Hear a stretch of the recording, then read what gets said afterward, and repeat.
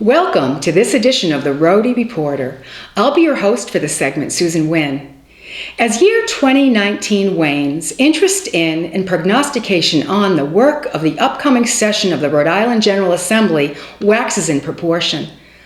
Looking back at the last session, one sees a litany of efforts to control firearms, decontrol abortion, increase taxes, and take care of members of the ruling class. There was also a pronounced upsurge in the political muscle of the progressive movement here in the Ocean State. So what's next when the legislature reconvenes in January? Revenues are down across the board, and our elected officials have many hungry mouths to feed.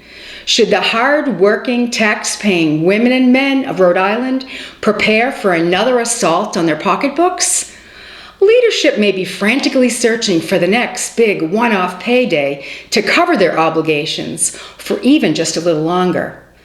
Down in the trenches with the troops, though, your nosy but differential Rhody Reporter finds there is quite a different sentiment.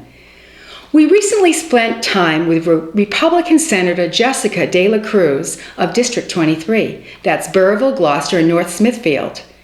The Rhody Reporter asked her what matters she would like to see take center stage in January if she were suddenly put in charge of the Senate's calendar.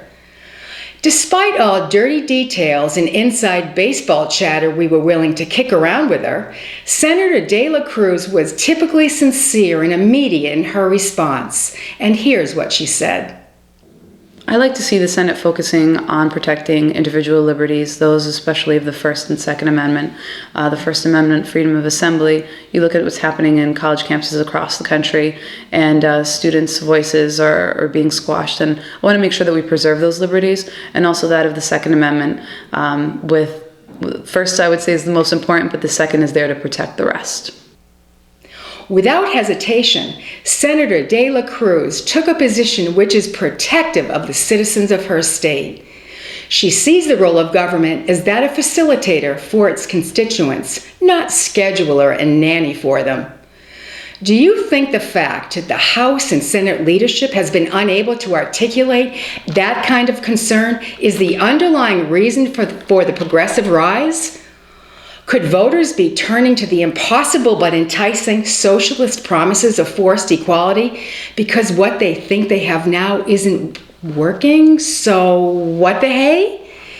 If so, your Rhody Reporter advises legislative leadership to listen to this freshman member from the minority if they'd really like to find an off-ramp from the progressive highway, and one which will really let them serve their constituents. Stranger things have happened.